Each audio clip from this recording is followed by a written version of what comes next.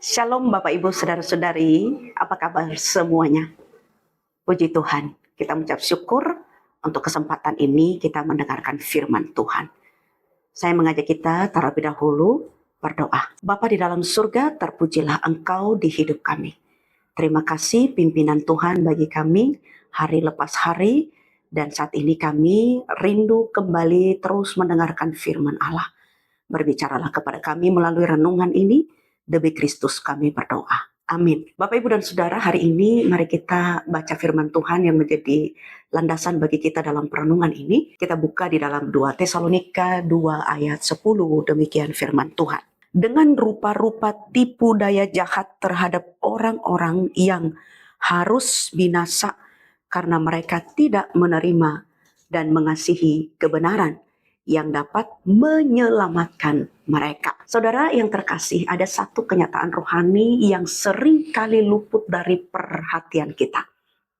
Ada sesuatu yang ternyata lebih berbahaya daripada ajaran yang sesat. Apakah itu? Yaitu hati yang perlahan kehilangan kasihnya kepada kebenaran. Siapapun di antara kita bisa saja memiliki Alkitab yang lengkap di rak bukunya. Rajin mendengarkan khotbah setiap minggu, aktif melayani di gereja, bahkan mengikuti berbagai seminar rohani.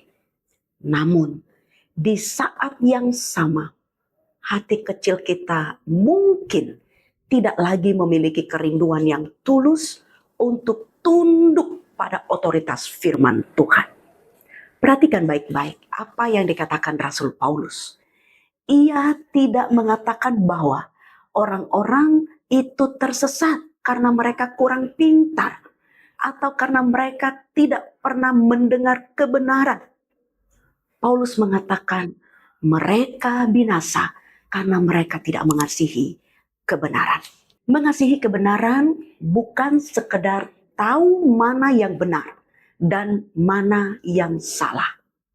Mengasihi kebenaran berarti memiliki kesetiaan yang mendalam. Sebuah keintiman yang membuat kita rela melekat pada jalan-jalan Allah. Saudara, mari kita jujur di hadapan Tuhan. Seringkali masalah terbesar kita bukanlah karena kita tidak mengerti Alkitab. Masalahnya ada pada hati kita. Jujur saja, kadang kita tidak menolak firman Tuhan. Bukan karena firman itu terlalu sulit untuk dipahami, melainkan karena firman itu menuntut kita untuk berubah. Ada kebiasaan lama yang ingin kita pertahankan. Ada sikap yang belum mau kita lepaskan. Dan ketika firman Tuhan menyentuh area itu, hati kita secara tidak sadar menutup diri. Itulah sebabnya tugas utama gereja ini dan tugas utama kita sebagai orang percaya bukanlah sekedar menjadi pengumpul informasi rohani. Gereja tidak dipanggil untuk menghasilkan orang-orang yang hanya pandai berdebat tentang teologi atau hafal ratusan ayat di luar kepala. Para tokoh rohani dari masa ke masa sepakat akan satu hal ini. Manusia pada dasarnya tidak dibentuk pertama-tama oleh apa yang ada di dalam kepalanya, melainkan oleh apa yang ada di dalam hatinya. Kita dibentuk oleh apa yang kita cintai. Pemuridan yang sejati adalah proses di mana hati kita dibentuk sedemikian rupa, sehingga secara alami dan spontan kita mulai menginginkan apa yang Tuhan inginkan. Kedewasaan rohani kita tidak diukur dari seberapa banyak ayat yang kita hafal, tetapi seberapa dalam ayat itu telah membentuk karakter kita. Seberapa lembut hati kita ketika ditegur oleh Tuhan. Seberapa cepat kita berlari kembali kepadanya ketika kita salah.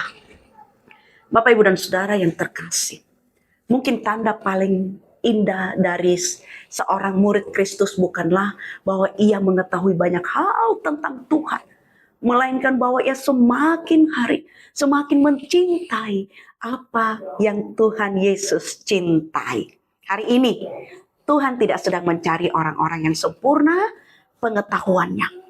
Tuhan sedang mencari hati yang mau dikasihi dan pada gilirannya mau mengasihi kebenarannya. Mari kita tidak membiarkan hati kita mengeras atau menjadi acuh tak acuh. Mari kita bawa hati kita kepada Tuhan. Jika ada area dalam hidup kita yang selama ini kita sembunyikan dari firman-Nya, jika ada kebenaran yang selama ini kita tahu tapi belum kita lakukan, mari kita mulai melangkah. Shalom, Tuhan Yesus memberkati. Kita berdoa. Terpujilah Tuhan Yesus Kristus. Kami mengucap syukur teguran-Mu yang hangat hari ini. Tolonglah pada kami untuk dengan setia, dengan penuh ketulusan, dengan sepenuh hati kami mengasihi, mencintai firman Tuhan. Dengan demikian Allah Roh Kudus-Mu mampukanlah kami untuk menjadi pelaku firman Tuhan. Demi Kristus Yesus kami berdoa.